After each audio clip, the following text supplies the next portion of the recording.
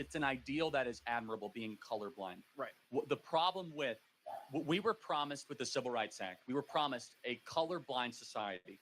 We now have a color-obsessed society, and it's a breakdown of that promise. Instead, the country I grew up in, at least, was like, yeah, you're black, but it doesn't matter. It's not the most important thing. Instead, it's, are you a good person? How do you act? How do you treat other people? Are you a Christian? Like, what is your worldview? I want to get back to that. Of course, we're still going to see differences, but I want to de-emphasize them to a place where we look at each other as fellow human beings and fellow American citizens.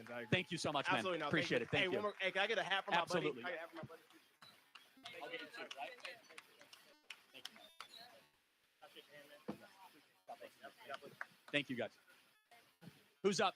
Disagreements? Yes. Okay. How are you? Hi. Yes. I don't know am I supposed to say my name or just? Okay. My name is Gigi. I guess I'm mostly on the side of disagreeing because I feel like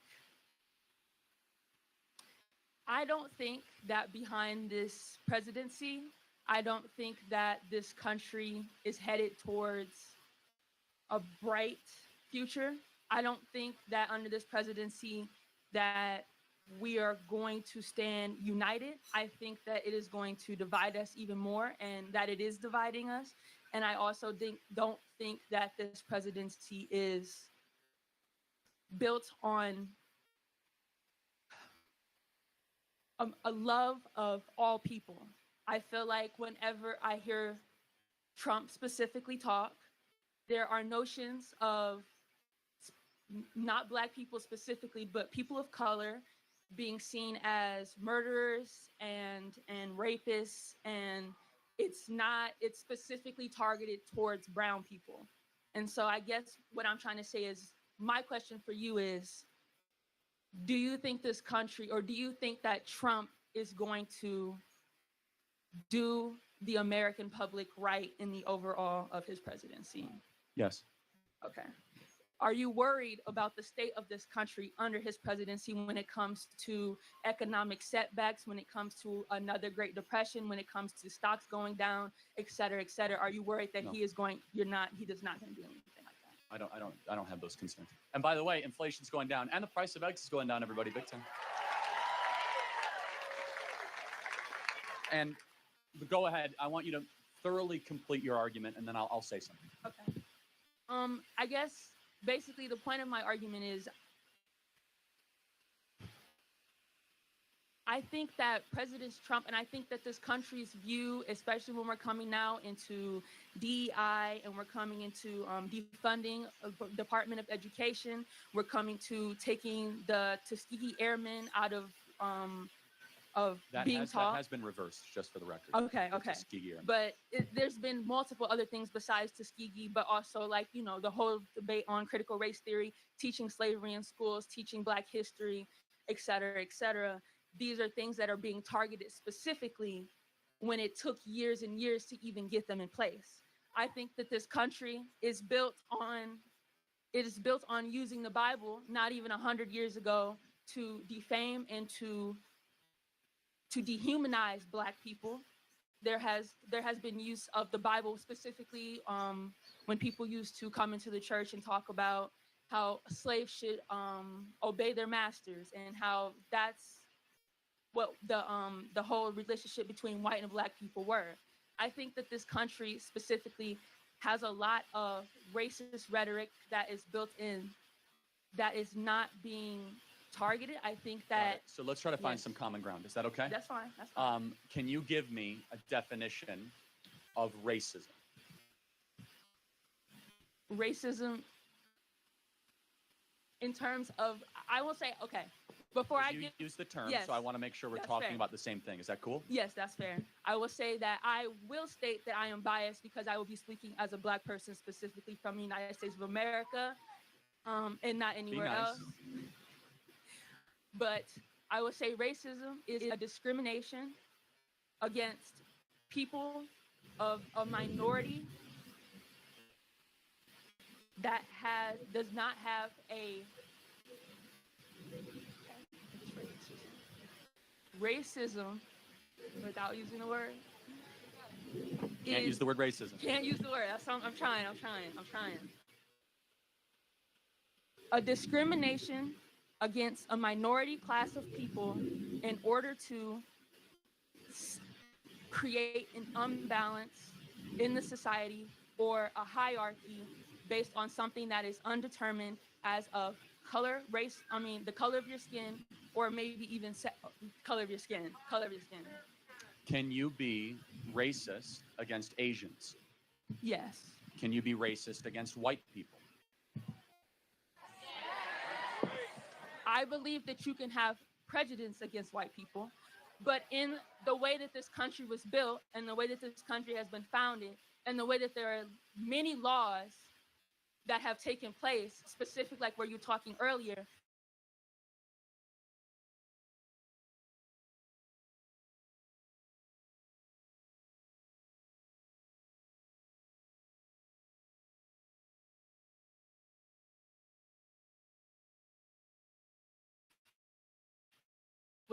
with the whole reparations debate, there are many legacies of white people in this country that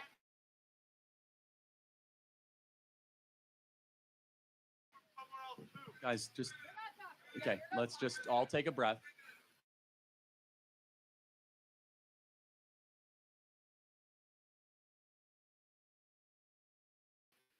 Gigi's talking. Which I also would like, I feel like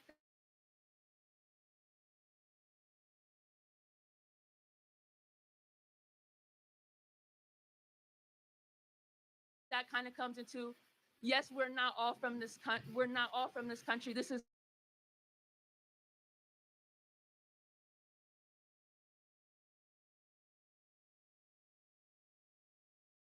a country of immigrants. This is a country of people from So let me other give you an countries. example.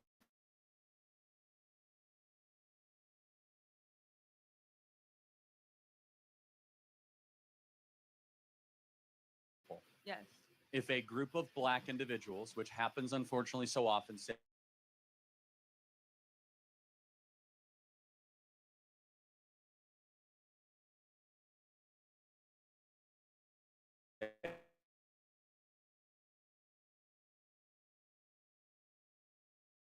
we want to go beat up Whitey, and they go beat up a white person, was that a racist thing that they did?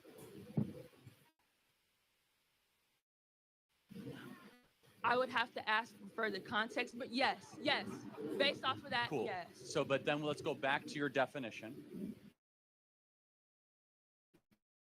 Because your definition was that it had to be the exercise of power. I'm going to make your definition better for you because the fair. exercise of power against a minority group.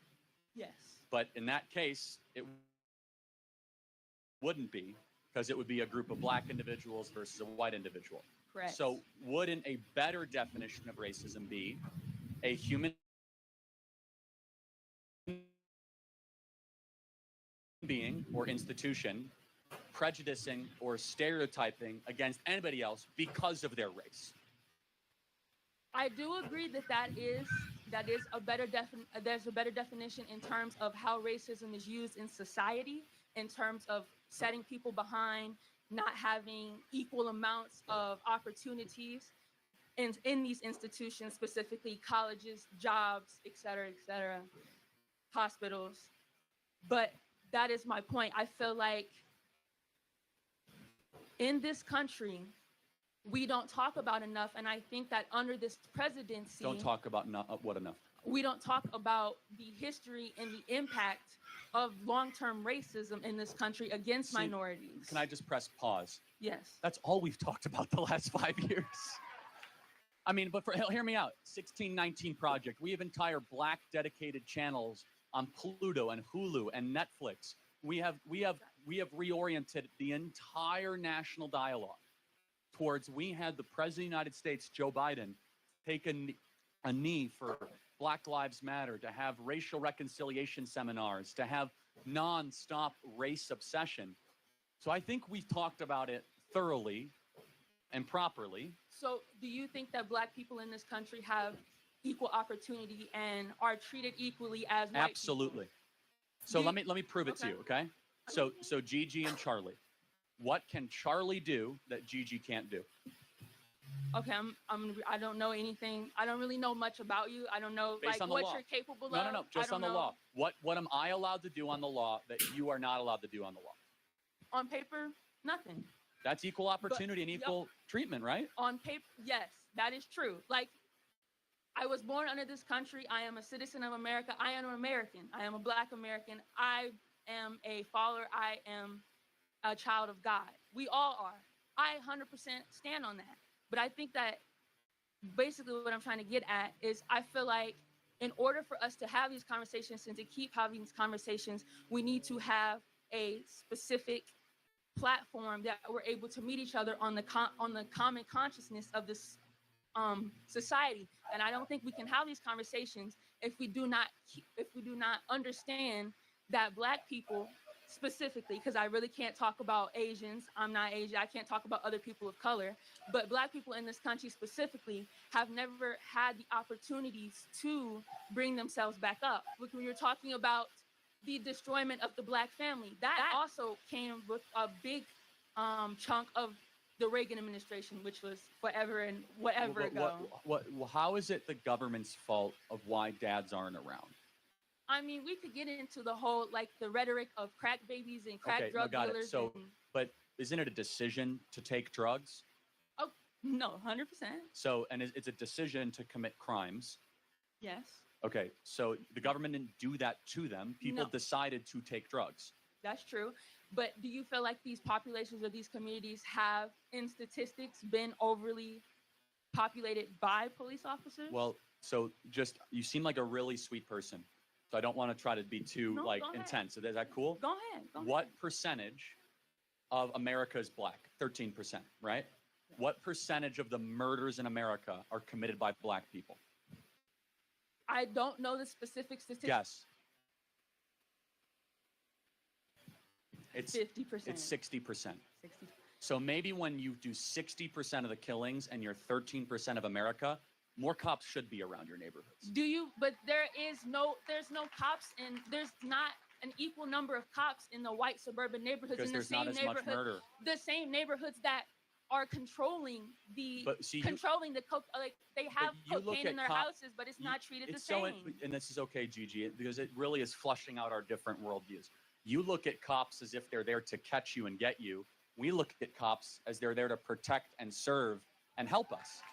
And that's only because in this country, I mean, police used to be able to drag Black people out in the streets and hose them down and sick dogs on them and tear them apart. And we never really had the conversation that where do we get away from that? We definitely had the conversation. After George Floyd, the whole country blew up under the conversation. Okay. Yes, but it was a big standing on, should cops be able to do this when a black person is murdered by police or at the hands of the police, the gun, bullet that came from a police officer's registered gun. On average, how many times a year would you say a Black person killed by police? I mean, at one point it was happening Unarmed. at least. Okay, if it was happening at least last year, it was going on about. It was at least a month that it was a major case. But in terms of the average city, I don't know the average city. Right? I know though, but in terms of what actually makes it to major media, because it's the Washington Post's own database, left wing, 10 Black individuals a year. So here's my contention. So you have a population that dads are not around, that is very, very murderous per population capita, that is very violent, more likely to be involved in gangs. And we, as conservatives, look at that and we say, wait a second, like, the problem is within the community. The problem is not the government.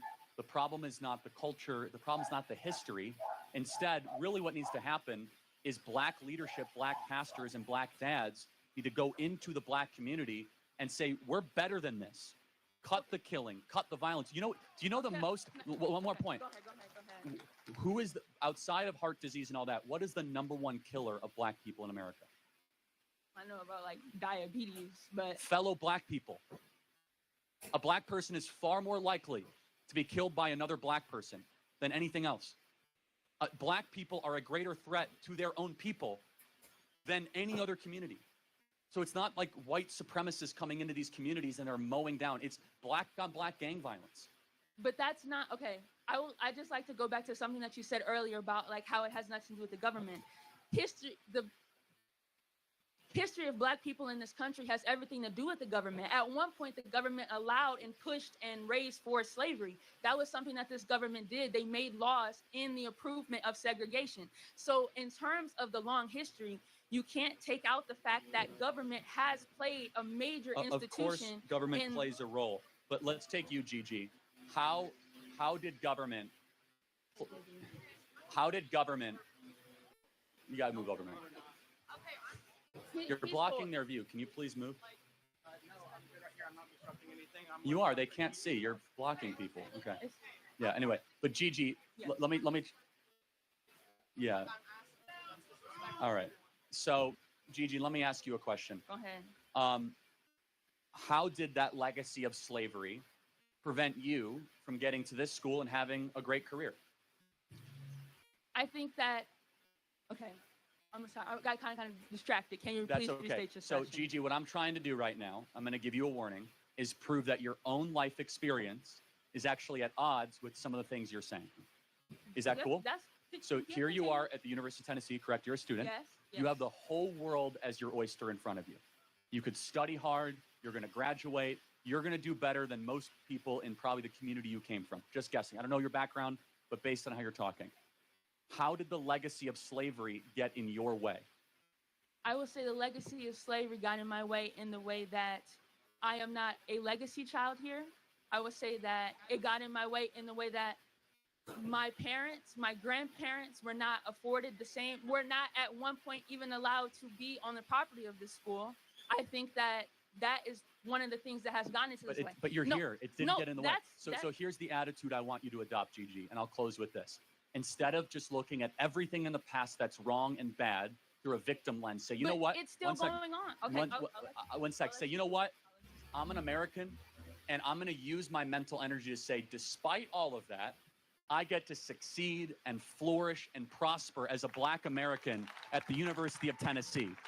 You are a living embodiment, Gigi, that you can still succeed as a Black individual. I would just disagree from the simple fact that I feel like there are a lot of barriers, there's a lot of obstacles, there's a lot of prejudice just in somebody might look at me and not even assume that I could How even do you get know into what they're the thinking? universe. I'm not saying that I know what people I don't know what people You just are said thinking. that. I'm saying I can assume from prejudices that I know exist in this country. Hold on a second. I got to go time out. And you know what?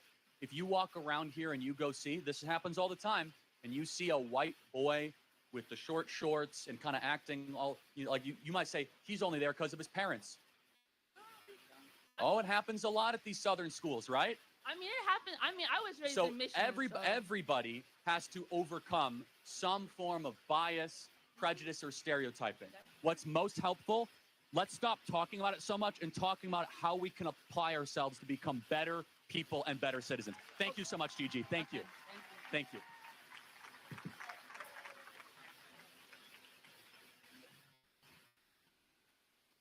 Good afternoon. I am proud to be an American, and I think one of our greatest things about this country is the amazing wildlife and everything that we have, just the diversity of it across the country. Now, I find it really hard to agree. I find it really hard to agree that with Elon Musk about cutting, I believe it was 5,000 federal park workers whenever there are only 12,000 workers and they're already understaffed, and Yellowstone has over 1 million acres of land to care for. I feel like it's doing such a disservice to one of the greatest parts of our country to get rid of these people's livelihoods who take care of these places we love so much. It's a good argument. I'm sympathetic towards it. However, you would agree that nobody is immune from getting fired. I would agree with that. Okay. But I believe they should be fired based on their merit, not... Well, fair enough. However, everybody in this audience that works in the private sector has had layoffs of either yourself or your friend where entire departments get deleted. You might be doing a great job, and companies might just say, we don't have the money. So I, too, have a soft spot for most park rangers. Most. Some are a little nutty. I mean, you guys are right near the Great Smoky Mountains National Park, right? It's amazing. Yeah. So I think you're making a good argument. However, what I like about what Elon is doing on this instance is we must realize we are going bankrupt. And you have to make hard decisions when you go bankrupt. Now, your counter argument is like, look, dude, it's 5,000 guys. It's not that big of a deal. True, but it sends a signal that we better be serious about cutting in every department, including the Pentagon, by the way. We should cut the defense budget as well, because our nation is careening towards bankruptcy. So I just want you to understand from our perspective that nobody should be necessarily off limits from getting us towards a balanced budget. I do understand that, but I think that it also sends a message that we as a country, or at least the government, doesn't support that sector as a part of stuff that the government should, like, enforce. Fair enough. That's a good point. Thank you. Yeah. Any other questions? Or I do, yeah. Really so, I'm curious what, who you think Elon Musk has in his best interest? You. Really? You want to live in a country that has a balanced budget and the U.S. dollar reigns supreme? So let's look at the incentive structure. Why would the world's wealthiest man go do this? I want you to tell me what you think, and I'll tell you what I think. I think it's because he is trying to get money for SpaceX, and he has proposed internally bills to get money for his corporation so that he can... So let's pause. So far his net worth has gone down like $100 billion. So if his goal Right. is to get wealthy, he's not doing great. But he's asking our government for more money for SpaceX. Well, he's asking for contracts to go do necessary things for the space fight. Now, I totally agree that there should probably be an independent review board. He's very close to the president. We got to be close to make sure there's no corruption there. I totally agree, even though I know both Elon and the president. Okay. Respectfully, I'm going to disagree. I do want to ask, though, what is your opinion on trying to get rid of the two-party system in America? Because personally, I think that it, as a system, divides us more than anything. I'm all for it. Democrats should abolish their party first, and then we'll go next. Interesting. I mean, yes, look, here's the problem. You're talking about the issue of permanency of factions. George Washington wrote about this extensively. Federalist Papers, yeah. Yeah, the issue is just eventually in a national system, you're going to be organized into two political parties. Was it not Madison that said that? Yeah, no, Madison and Washington. Washington warned about two things: permanent political parties and permanent alliances. Those were his two big warnings. Okay. I want to get some other questions, though. Thank you. I appreciate it. Let me get some other questions. Running out of time. Who's next? Yes, ma'am.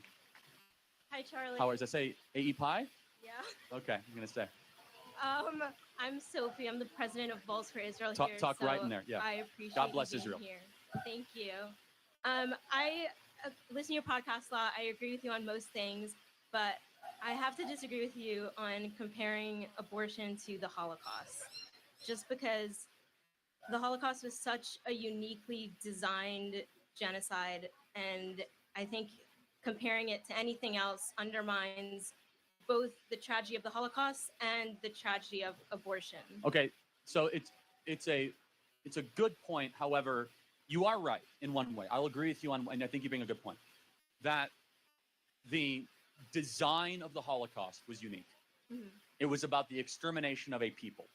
However, allow me to tell you where I'm coming from. Where are abortion clinics most likely to be found in America? Black neighborhoods. In black neighborhoods. There has, and the author and the charter of Planned Parenthood was a eugenicist. She was such a eugenicist, she actually personally informed Adolf Hitler's views. Her name was Margaret Sanger. She wanted to use abortion as a depopulation movement to eradicate the black race. And she's doing a pretty good job of it. Black America has largely flatlined as portion of the American population, right around 13%. So while I agree that there was a specific horror to the Holocaust, God forbid will never repeat, that there are some very common attributes that can be drawn to. Thank you for your Thank you, and God bless response. Israel. Thank you. Who's up? Who disagrees? Oh, hello. Hi. How are you? I'm good. How are you? Good. My name is Danielle Adamo. I'm a freshman here. First of all, go Vols. I am not a liberal. I'm actually very independent. I come from a military family with conservative parents. Yep. Go military. I am here to ask not only you a question, but everyone in this audience a question, because personally, as America, I think that we are missing a lot of important conversations that need to be had as a country.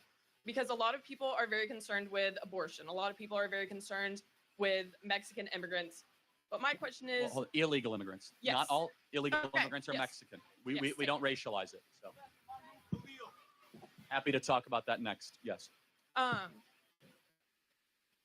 how many abortions yearly did you say that there were Well, in America? so if you count surgical abortions, yes. it's about 1 million. But Okay. there's something called a chemical abortion, which is an Yes. at-home abortion. So it's probably closer to 1.8 Okay. million. Okay, and do you know what percent or what number of that is from rape? Yeah, it's less than half of 1%. And that's Okay. according to the Guttmacher Institute, which Okay. is a pro-abortion. Okay. So 99.9% of all abortions are for, Oh my God. yeah, Pirate guy. I know, yeah. Go ahead, keep going. Don't let it phase you. It's like a celebrity. Do you know how many women that's reported in the United States are raped and sexually assaulted? And another thing. Just let her talk. Got it. Great, thank you very much. Just stay focused. Just the more you talk, the less they'll talk. Yeah. you're Okay. good. How many are raped and sexually assaulted? And another quick question. Those are actually under prosecuted most times. So we don't know. I don't believe that's true. Well, no, most rapists don't get arrested. Would you agree? Oh yes. That's sorry, what I'm sorry, saying. sorry. Under prosecuted. Okay, sorry. And are there also a lot of them aren't? Sorry, a lot of them aren't reported. Everyone is so concerned with the embryos and like abortions. What happens to those embryos if they are not aborted? They grow up and they happen to be women.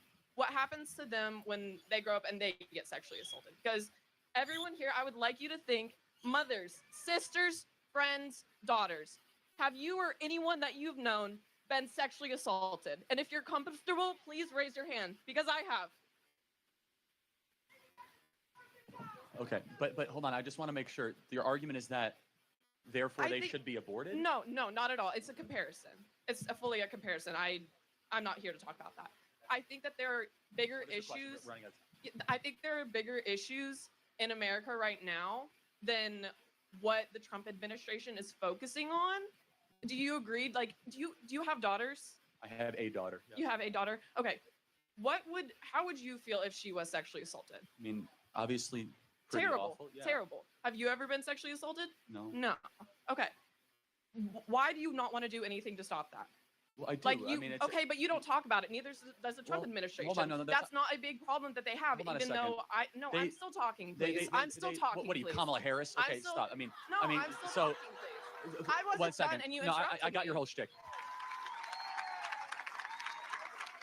I came up here with my full respect to allow you to talk, and you interrupted me. You're and I'm giving a asking for the monologue, same not a thing. question. So please ask your question. Okay.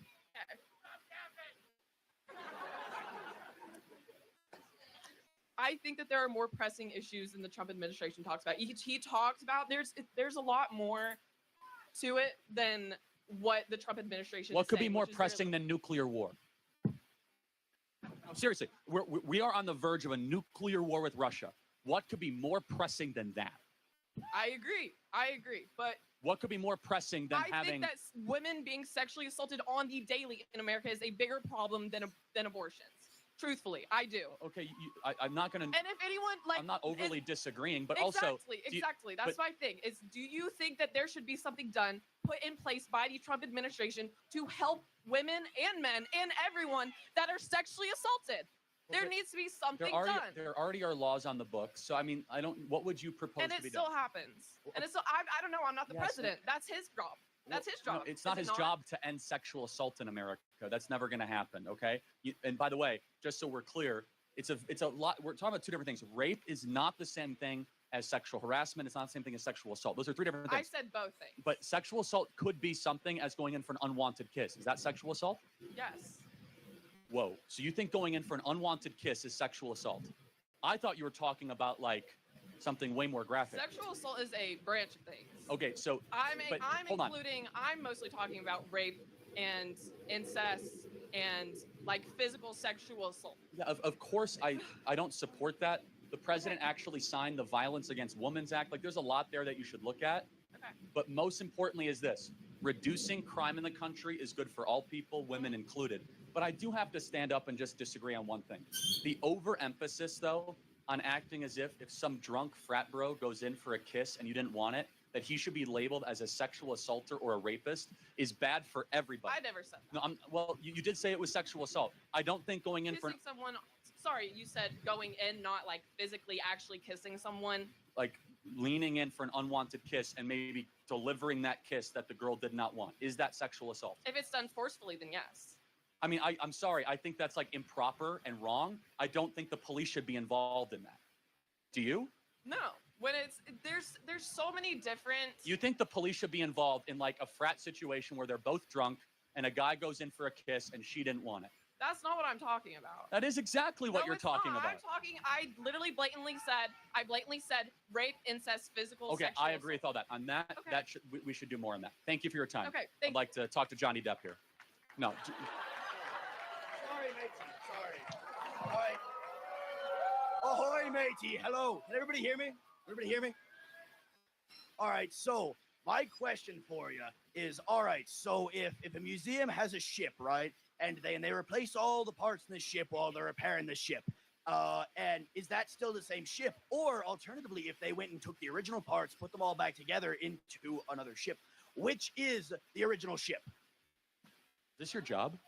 No, not quite. More of a hobby, you know. No, more of a hobby, like golf. How do you feed yourself? Like, how do you sustain yourself? Oh, you know, lots of plunder, you know, all that. This is your shtick. You go around and do this? A bit of a hobby, you know. I run a club, you know. The people love it. Your little pin there says abortion pills by mail. Tell me more about that. Oh, no, I don't care to talk about that. I care to talk about the ship of Theseus, matey. Which one is the ship of Theseus? That is my real question. So you've made your point. Well, like what point? Like I'm asking you a question. I'm not tracking it, but to explain to me though, like, so you go to college campuses and just do this entire thing? No, I go here. I go here. Oh, you go here. I'm a student. Oh. So yeah, like ship of Theseus. Or what if I put it to you in a different way? So let's say a pirate captain, you know, like he gets all of his limbs blown off and they get replaced with peg legs, you know, like over time you have a whole new pirate, right? So hypothetically, like you put the original parts of the pirate back together, which is the captain of the ship? We're not going to waste any more time on this. Thank you. All right, thank you very much, matey. Hold on. Thank you. Nice flag. Thank you. Water bottle now? So I have two questions. My first one is, if Jesus fed people for free, taught people for free, and healed people for free, why don't we do the same? Churches should. Churches should? Okay. But why can't we do that on a more systemic level through government programs? Hey, maybe private companies with all of their record profits.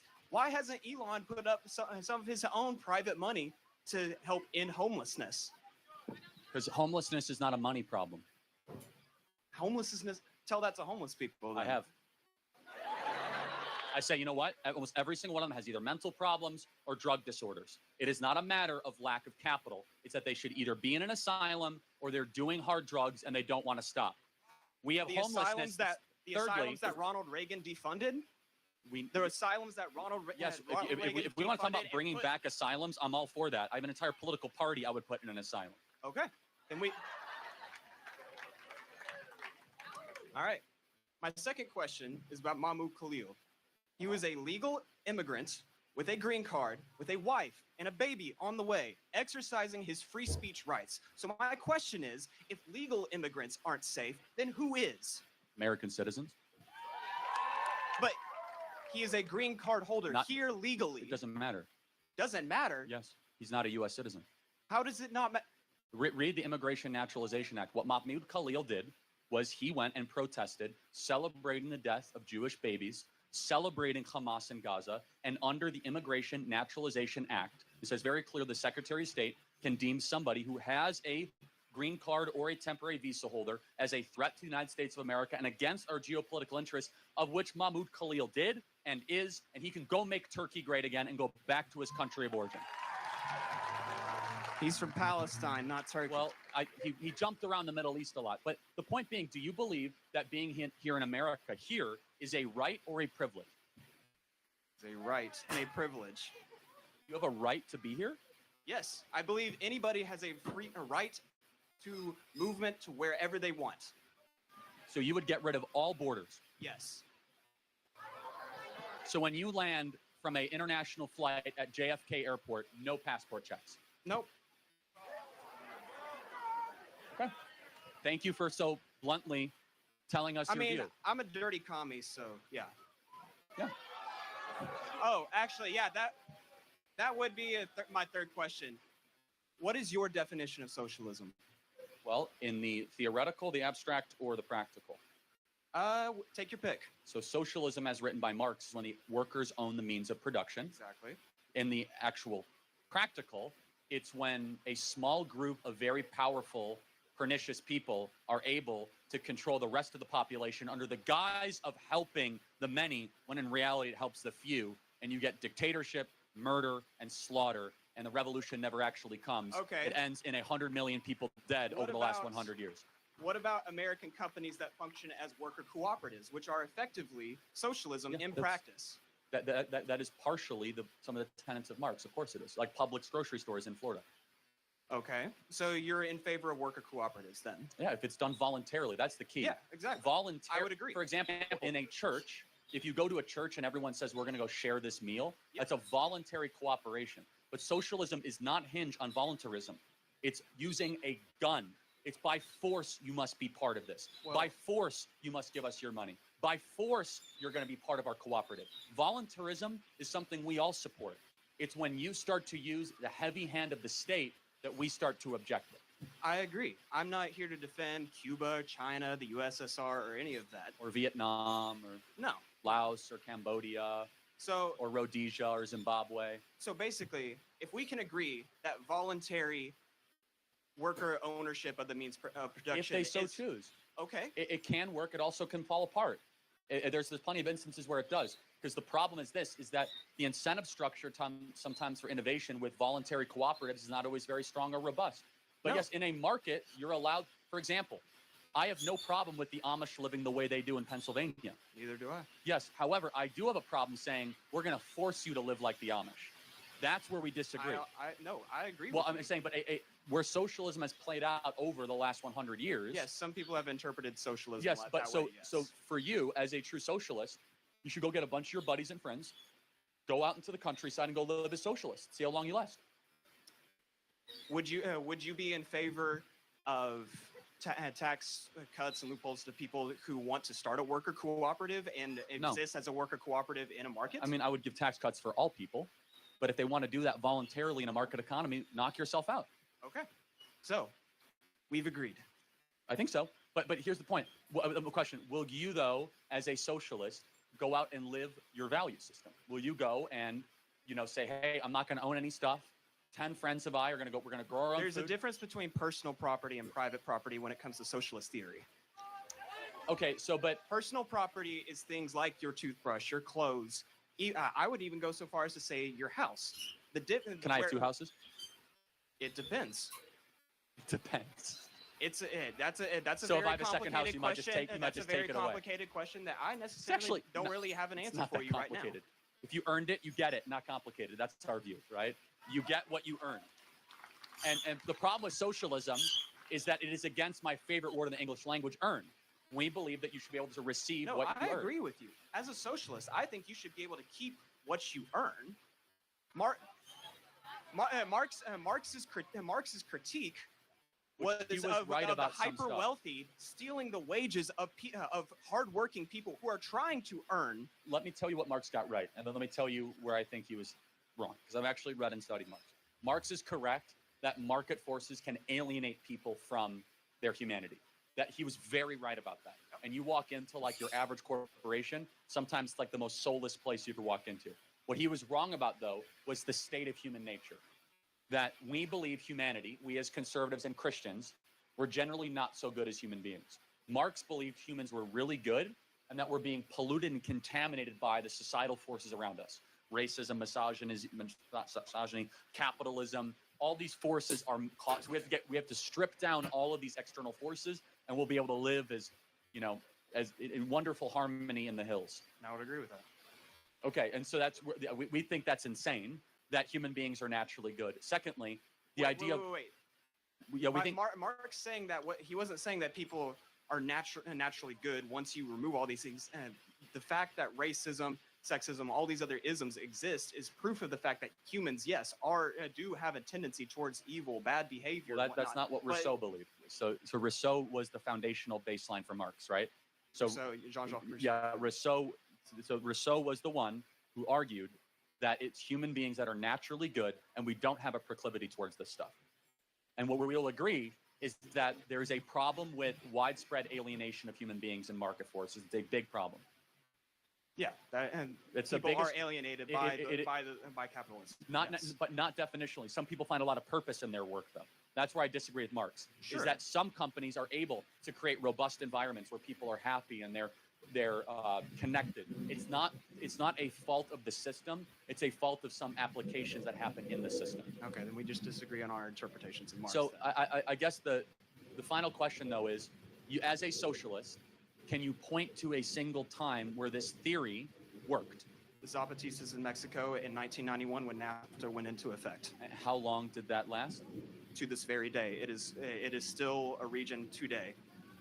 And they don't own anything? They collectively own their property. Okay, I have to look at that example. I mean, I would point to the Zapatistas, Rojava in Syria is an autonomous zone that has existed autonomously in spite of the Syrian civil war that's been going on there. And again, I would point to American and other businesses in other countries that function as worker cooperatives. That's socialism at work. Granted, they are in a capitalist. We would say it's capitalist. voluntarism. Yeah. They are in a capitalist market. How do you reconcile the Soviet Union, Chinese Communist Party, Pol Pot? How do you reconcile the failures of socialism last 100 years? I just disagree with their interpretation of socialism. I don't think that you should wield authoritarian power in order to force people into socialism. So here's what we believe, and we'll close on this. Every time it will be tried at scale, a very bad person will assume control under the guise of socialism and become a permanent dictator. I disagree with the at scale. I would argue that our modern library systems are also examples of socialism. Wrong. You literally come. Someone's in charge. I can literally walk into Hodge's library over here, check out a book for free, and they trust me to First bring of all, it back. it's not free. Someone paid for that book. It's called the taxpayers, so it's not free. The building has to be built. Someone has to pay for the plumbing and pay for the electricity, pay for the heating. Someone has to pay for the workers. Number two, if there is a disagreement in the library and you steal the book, what happens? You don't check out in the right process. You have an overdue fine, so there's a cost to it. You see, the library is actually a very capitalist system because if you don't rewind the old VHS there's some tapes, librarians who say that overdue fines actually don't even work and they don't even provide really good incentives. Nevertheless, for they people to still bring back the exist. books. But the point, if you would say the library is a hallmark of socialism, the librarian is still in charge. I'm going to get to the next question. Thank you very much. Appreciate for your time. Thank you. Who's up next? Who disagrees? Yep. Charlie, how you doing this afternoon? I am proud to be conservative. I'm proud to be an American, and I think we would agree on most things.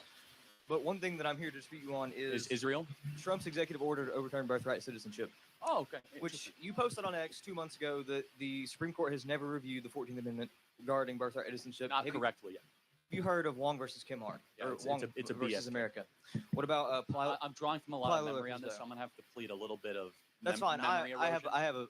a shallow understanding, but both of those cases ruled that regardless of national origin, the children of immigrants will become U.S. citizens. It is not just the children of immigrants. It's not just that. the exception for diplomats, the children of visitors become U.S. citizens. right? And So for immigrants example, a pregnant woman can leave China who's 8 months pregnant, get a 90-day visitor visa, and then her baby becomes a U.S. citizen. How is it being implemented now? If you come here You just illegally, your No, children are what? What are they? They become U.S. citizens. And that's the Supreme Court precedent. So the executive order to overturn it Yes. is illegal. No, it's very much legal. It's challenging the prior Supreme Court decision. But let's go back to my example. You can fly to China and literally just come here as a visitor, show up at a hospital, and they will give you a U.S. passport, and your kid becomes U.S. citizen. You understand we are one of the only countries in the industrialized world that has birthright citizenship. And I'm proud to be that. We are a country of immigrants. See, No, we're not. No. We're a No, country of give me- settlers, not of immigrants. Okay. That's a big distinction. Let me tell you the difference. Settlers are people that build a new country that was barren. Immigrants come to a country already built. The people who built this country, they went west to an unconquered, barren country and built a new society. Immigrants helped enrich it.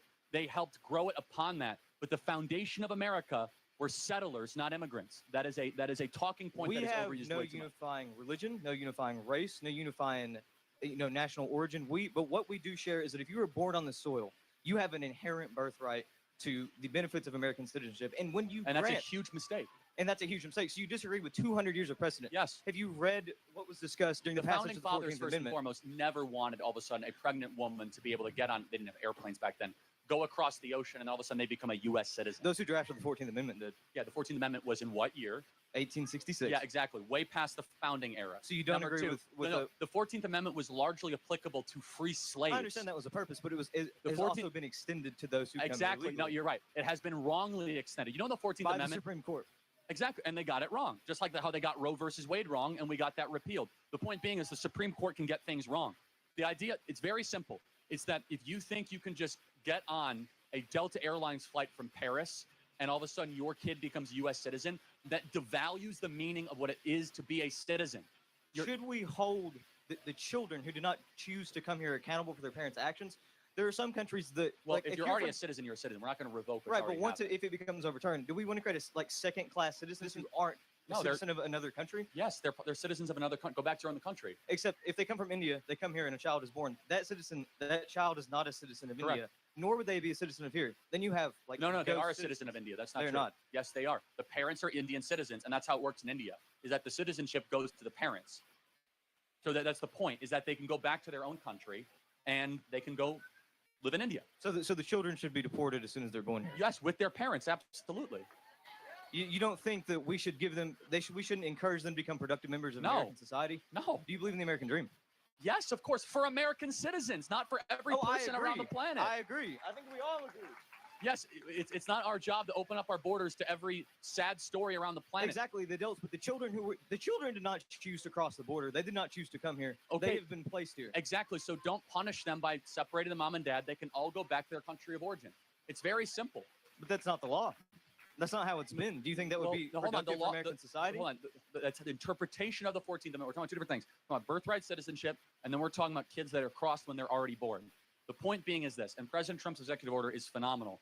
It goes back to this very basic question. What does it mean to be a citizen? And we're throwing around citizenship like Frisbees every day. You're a citizen, you're a citizen, you're a citizen. And it dilutes the meaning of the citizen, of what it means to be a U.S. citizen. We need to bring it back to actually say, hey, you have to earn your citizenship. You are not given your citizenship. So a child doesn't choose to be born between someone who comes here illegally and someone who is already a citizen. That person did not choose that. There's no accountability. Yes, and there's kids in Namibia that didn't, choose to be born in Namibia. Exactly. It's not our concern that's the to great import thing them. about America is that by being here, you offer them the extension for the opportunity. See, I disagree. I think on the surface, it's a great thing about America. I think it's us having generosity being turned into compromising our values used against us. At times, generosity can turn into an overindulgence. You could become too generous, where you are borrowing money that you don't have. We're doing that. Where you're giving citizenship where it dilutes. Yes, we are a generous nation, and our virtues have become our vices. What does it dilute? What does a child being born here having birthright? You know what? You know what it dilutes? What does that take away from us? It first of all, they pay taxes. First of all, number one, it dilutes a lot. What does it dilute? Can I get to it? Dilutes a lot. Number one, it dilutes legal immigrants that are full adults that had to apply to come here. I agree. So we should stop illegal immigration. Well, but there were legal. I always said legal immigration. I agree. Right. Number two is that I actually want the idea of being a U.S. citizen, that you are here or born here because your parents did something to allow you to be here. Not just that you got on a nonstop flight from Seoul, South Korea, and you happen to fall and your water breaks and you're suddenly a U.S. citizen.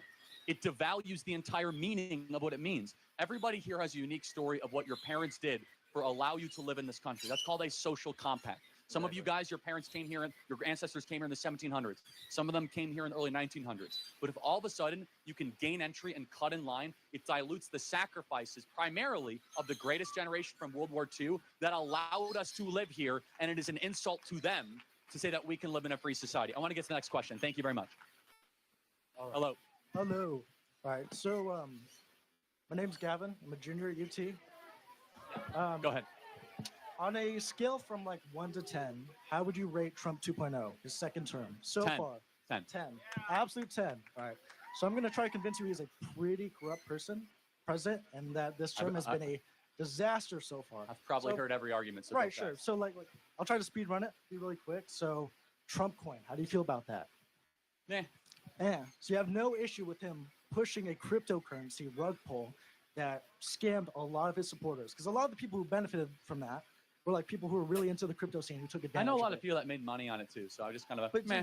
right, so you don't have any issue with it. It's just Yeah. whatever happens, right? So that's a big The dude- crazy to me. I mean, it's The dude was shot. Let him sell a coin. but it's a scam, right? I mean, it's fraud. I mean, I know a lot of people Right? made money on it. Right, I know a lot of people lost money too, right? It's investing, but yeah, that's trading. So Yeah, but Next- should the president be promoting that? A trading well, game? first of all, he wasn't yet the president when he promoted it. but He yes, was about to be though, right? He He was was pre- elected. he was president-elect. Next question. Right, Next okay. point. So, how do you feel about? Gosh, here, give me a second. Hold on. Is that all you got? Is the coin?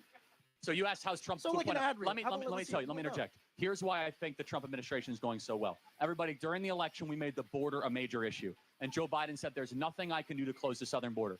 10,000 people a day were coming across the southern border. Now it's 200 people a day, and none of them are coming into the interior of the United States. Right, We have a okay. border for the first time in all-time record low. Everybody. And So, also, did you too, gather your thoughts? Cool. So day one, we're ending the Russia-Ukraine war, right? It's over, right? Done. Well, I mean, We're we're ending working on it. Day one, right? Day one. It's over. It does Right, take time. but he did say day one, didn't he? He also said early in his administration, but And fair so enough. you don't have any issue with him arguing with Zelensky in the White House in a pretty disgusting manner, right? You I- don't have any issue with him siding No, with I Putin, think he was awesome right? in the Oval Office. But it's a bit gross, don't you think? Yeah. And don't you think it's So- a bit gross to cut Social Security? He's not cutting Social Security, but honestly, like if there's two, But by the way, Elon Musk is advocating for but it, right? if there is a closest 200-year-old advisor? person getting Social Security, I want to meet that. They're not. They're not. I mean, No, you can just do the math. No, you can just do the they, math. they are right? actually, but it's not them. It's They're in the somebody who's, database, but they're not getting the benefits. it's somebody. Obviously, it's somebody else who's getting it on their behalf. It's a fraudulent But has Social that been Security check. proven, though? I don't think there's any evidence No, of that. it's proven. It's in the Social Security Administration books. Well, it's it's- in the database, but there's no proof that they're No, getting the money money. is being sent out. I So don't let me think- ask you a I don't think question. that's been proven. Let me ask you a question. Mhm. What is one thing you think Trump has done well? Okay. I'm trying to think. I'm putting honest effort in. He did unban TikTok. That was. Okay, we agree. No, I'm kidding. I actually don't like TikTok.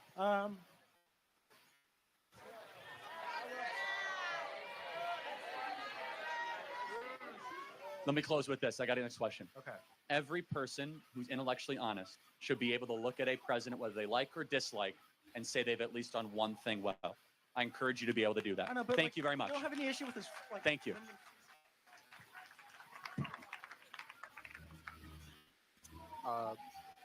Hey, Charlie. Before I get into my question, I just wanted to say I really appreciate your rhetoric on Jesus today. I'm a practicing Catholic, and that's a really important thing to me. So I think it's awesome you're talking about that and incorporating that into your movement. And even though I'm a practicing Catholic, I'm not going to ask a question about Israel. You don't have to worry. It's almost always Catholics. Yeah, I know. But anyways, let me pull it up real quick. So Charlie, earlier this year, while doing your show with Michael Knowles, you labeled Pope Francis as a Marxist. Many Catholics, including myself, not only found your claim to be very disrespectful, but also baseless. As you know, Marxism is a revolutionary ideology. It promotes class warfare, economic collectivism, and atheism. And in contrast, Francis advocates for social unity. He's in favor of a market economy, albeit a regulated one, but his views are like JP2's. And he also advocates for the integration of Catholic social teaching into society. While he is left-leaning on immigration and climate change, he also opposes abortion, gender ideology, and gay marriage, putting him directly at odds with Marxist political theory. And then additionally, in 2022, he explicitly stated that Catholicism and Marxism are incompatible. Given this, will you recant your claim that Pope Francis is a Marxist? And if you will not, please explain why you still believe that Pope Francis No, I is don't a want to spend too much Marxist. time on this. Again, it's Okay. not me. I mean, Taylor Marshall and many other top Catholics have talked about Well, his You don't. Well, Taylor Marshall, he's a set up a contest. I don't. I don't even know what that means. He doesn't Here's the believe- point. Oh. I'm not going to go debate the Catholic thing very well. All I know is this: I know that he comes from liberation theology. You agree? I would say he has been influenced by it, but he's not a liberation theologian. He's only been. Yeah. So this is where I don't want to spend the whole. I don't think this is a top concern for the audience. Uh-huh. I'm not going to recant because I don't have to. I'm not a Catholic. Yeah, I know. So, and I don't really care if you were offended, right?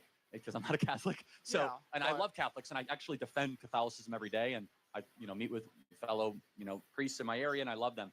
They're actually agreed with me when I said the Marxist thing. You will know more about it than I will. I'm just going to point you to other Catholic thinkers that have made that accusation. Thank you very much. Okay. Thank you. Can I get a hat? Yes, thank you. Appreciate it. Hello. Hi, Charlie.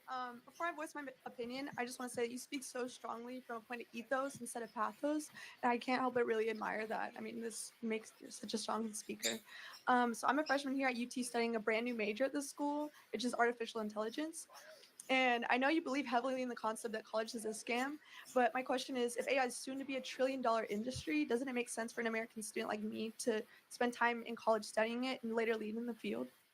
So you're probably right. I'm interested. What are you studying the application of AI? How It's to a lot code to- AI? Tell me about it. It's mostly code, but we're also learning about the ethics of it and like how it can apply to any job. in I the love industry. that. So explain to me at the University of Tennessee, what can I press pause? I love the AI discussion because it's going to flush out ethical arguments immediately. It is. It is going to force the greatest question of what is a human being, what is right, what is wrong. So I'm curious at the University of Tennessee, what do they consider to be ethical? So it's a lot to do with like how that can be implemented in the law as well. So I'm learning like what, especially in the education system. I mean, everyone uses it. So I'm just curious to see like how it can be just. I think that's a good use of your time. I will say this. I mean, I'm just curious on your opinion. I think it is. This is my broader thing on AI. 95% of what all of you guys are studying, AI is going to take your jobs in the next 5 years. Would you agree with me? Yes. And so when I say college is a scam, all of you guys are going to be out of a job in 10 years. And by the way, you might find new jobs. AI is moving way faster than you realize. The applications are way deeper. They are way more serious. Would you agree? I mean, you're studying I this. absolutely agree with you. on And that. so going to study AI actually is a good use of your time. Thank you. So, Thank you. And everybody, you need to press your professors this question. Why am I here if an AI is going to replace me in 5 years? If they can't answer this question, you are wasting your time being here at the University of Tennessee. Your jobs will disappear in 5 years. Thank you very much. Thank you. Who's up? Yes. Hi, Charlie. How are you?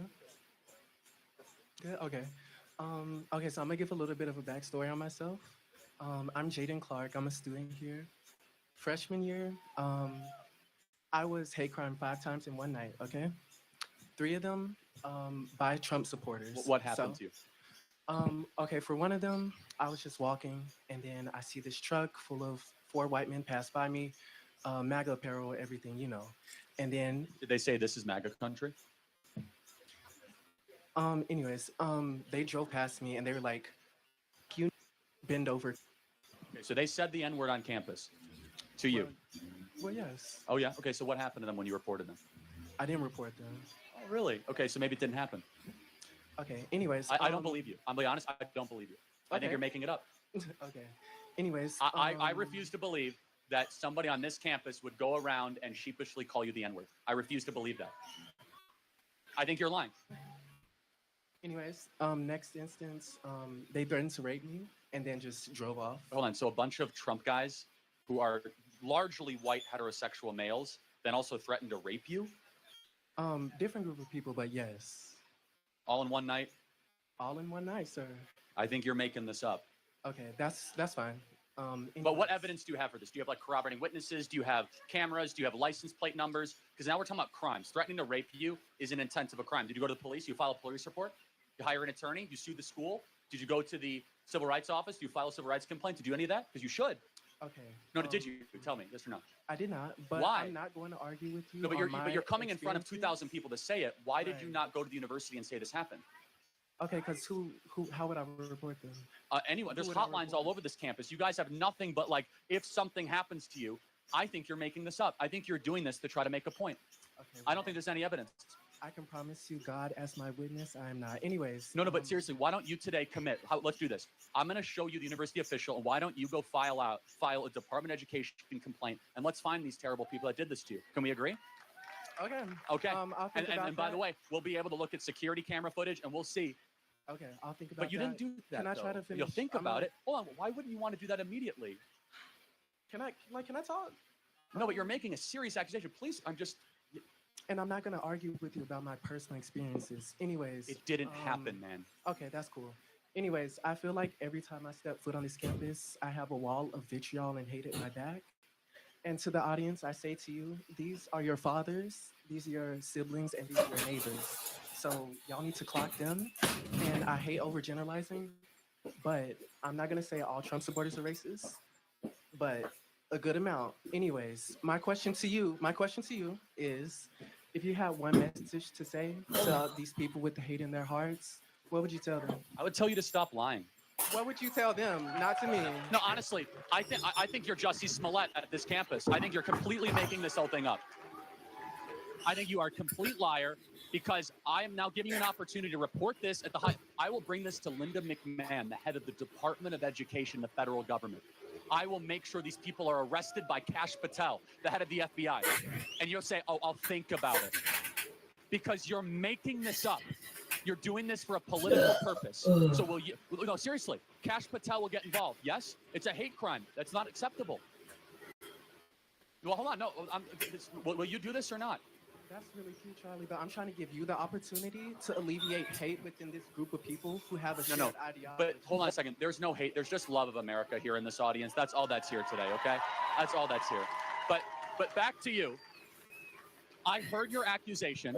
I'm now going to go to the University of Tennessee and tweet this and say, hey, this is a serious accusation. I want the governor to get involved, by the way. The governor's getting involved. I'm going to call Marsha Blackburn. I'm now going to call Big Haggerty.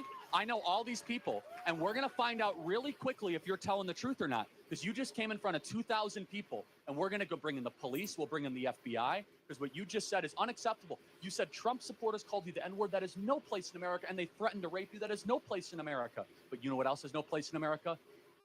Lying and saying it happened to you. So we'll find out really quick if you're telling the truth or not. That's cool, but can you answer my question though? If you, my message to everyone in the audience: keep loving America. But what about loving your neighbor? Just so you know, this is going to become a very big issue. We're going to put this on social media because nowhere in America should you be allowed to go in front of a microphone with no evidence, no willingness to report, no likelihood to talk to police and say, oh, this happened to be at night, and ruin the reputation of half the country and say that they wanted to go rape me and call me the N-word. That is gross. Okay. Thank you for your time. Thank you. You'll be hearing from a lot of institutions. And if you did indeed lie, you will be civilly liable for smearing this university publicly for a very big number. We'll find out if you're telling the truth. Thank you. Thank you. That's really cute. Make sure you add me, Jaden Clark. I will. Thank you. Hope you have a good lawyer. Thank you. And I want you to understand the implications of this. No one has had the stones to stand up to this stuff for years past.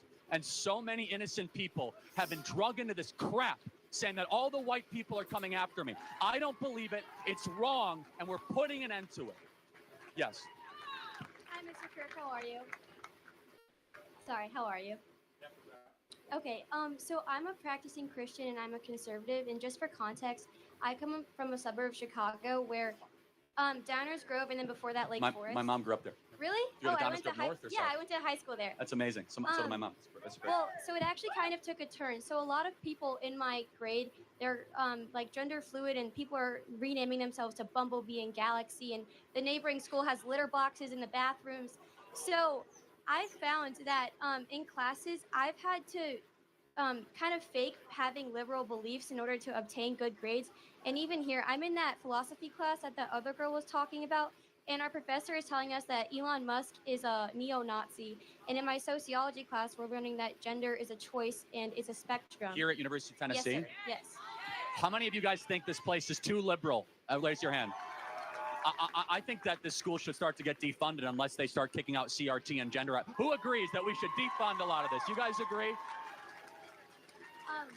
Oh, they're going to love me after this. By the way, I don't. We have this great crowd. All these professors that are pushing this stuff, fire them all and defund this place and teach the basics. We're running out of time. Thank you. So can I ask Really a quick quick. question? So I just was wondering, what's your advice for people who are Republicans but are having to kind of cover it in order to get a good grade and pass their classes? So I'll answer that, then I really have to wrap. We're running late. Number one, you have a choice. You guys can lie and get a good grade. Fine. Number two, though, I think that hurts your soul. Number two, though, you guys can tell the truth and then your grade will be put in jeopardy. But guess what? You'll become a stronger person of higher character and you'll live a better life if you guys decided to. I think that's a better path. Thank you. Yes. Anyone have a disagreement? No? All right. Last question. And then we'll do all the hats. Okay? Yes. Hi. Yes. So, Final question. So my question is, I've seen a lot of things that Donald Trump has said on X and just everywhere. He keeps saying that people are illegally boycotting Tesla, and I've been looking for answers, but I haven't really. Well, they're seen anything, firebombing. So, okay. So they're like smashing windows, putting in Molotov cocktails, things like that. Okay, so he's not talking about like. No, not boycotting. Okay. Actually smashing the windows and stuff. Okay, cool. I also have a card All right. to Give it to one of them. Okay. Can I also have a signed hat? Yes, by you, if that's okay? absolutely. Thank you. Everybody, keep fighting for freedom, and together we're going to make America great again. Thank you, guys.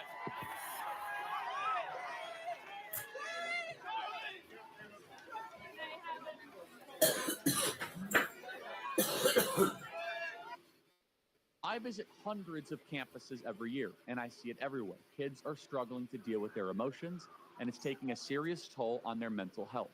That's why I'm excited about Angel Studios' newest family film, Sketch. It's a fun, creative story about a little girl who drops her sketchbook into a magical pond, and suddenly all her wild, messy drawings come to life. This is something I've been telling you about for a few months now, so if you're already a Premium Guild member, you have your 2 free tickets, and if not, then become a Premium Angel Guild member today and get 2 free tickets to see Sketch in theaters August 6th. If you're ready to see more movies like Sketch, movies that are fun, hilarious, and meaningful, go to angel.com/Kirk and become a Premium Angel Guild member today. Charlie, how you doing this afternoon? I am proud to be conservative. I'm proud to be an American, and I think we would agree on most things. But one thing that I'm here to speak on is Israel? Trump's executive order to overturn birthright citizenship. Oh, okay. Which you posted on X 2 months ago that the Supreme Court has never reviewed the 14th Amendment regarding birthright citizenship. Not correctly yet. Have you heard of Wong versus Kimar? Yeah, Or it's Wong a versus BS. America. What about I'm drawing from a lot of memory on this, so I'm going to have to plead a little bit of That's fine. memory I have erosion. a shallow understanding, but both of those cases ruled that regardless of national origin, the children of immigrants will become U.S. citizens. It is not just the children of immigrants. It's not just that. The exception for diplomats. The children of visitors become U.S. citizens. Right, and so for example, a pregnant woman can leave China who's 8 months pregnant, get a 90-day visitor visa, and then her baby becomes a U.S. citizen. How is it being implemented now? If you come here illegally, your children are what?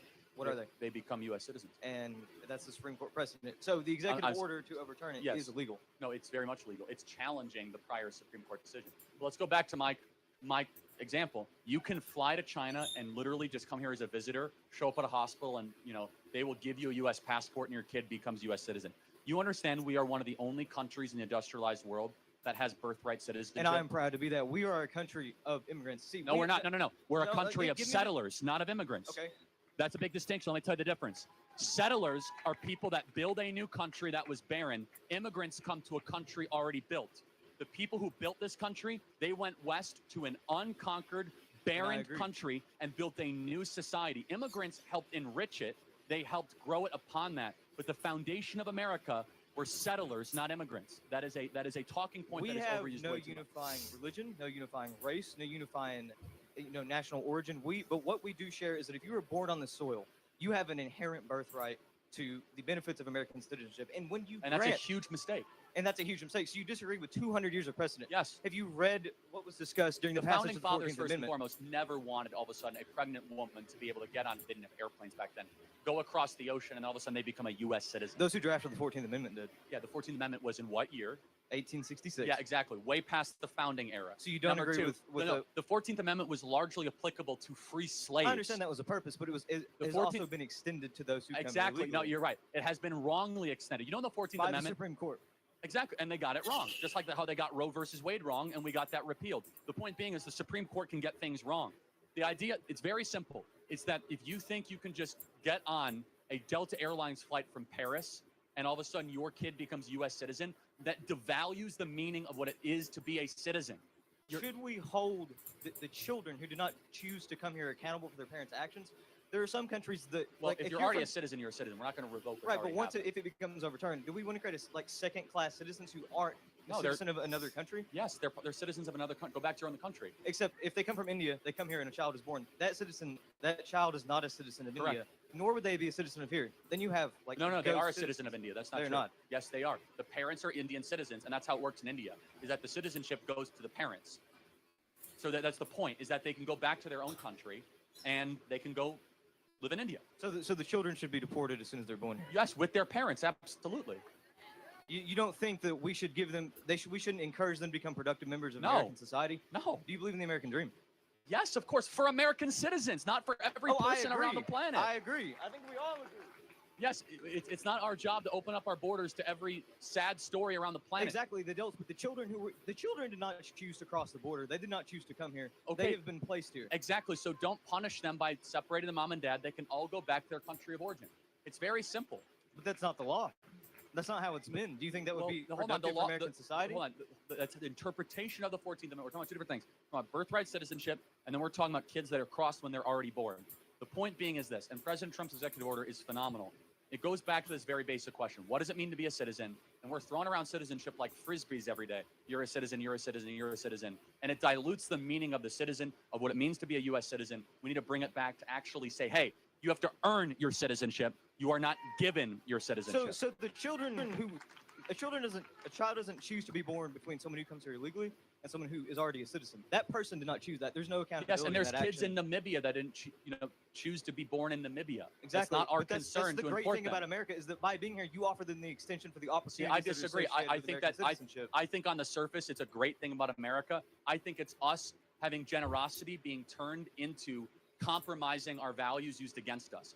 At times, generosity can turn into an overindulgence.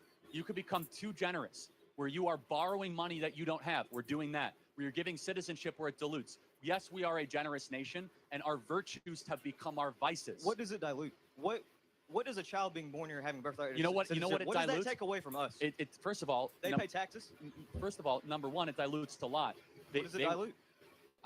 Can I get to it? Dilutes a lot. Number one, it dilutes legal immigrants that are full adults that had to apply to come And here. I agree. So we should stop illegal immigration. Well, but but there were allowed us to live here, and it is an insult to them to say that we can live in a free society. I want to get to the next question. Thank you very much.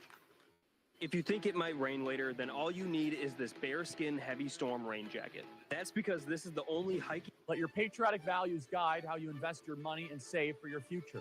With Monorail's Patriot Portfolio, your investment dollars get out of globalist corporations and into companies that support Christian American values. Monorail is perfect for anyone who wants to learn how to invest their money like a pro, or a conscious-minded investor that wants to put their money where their values are. Open an account today at monorail.com/Kirk. That's monorail.com/Kirk.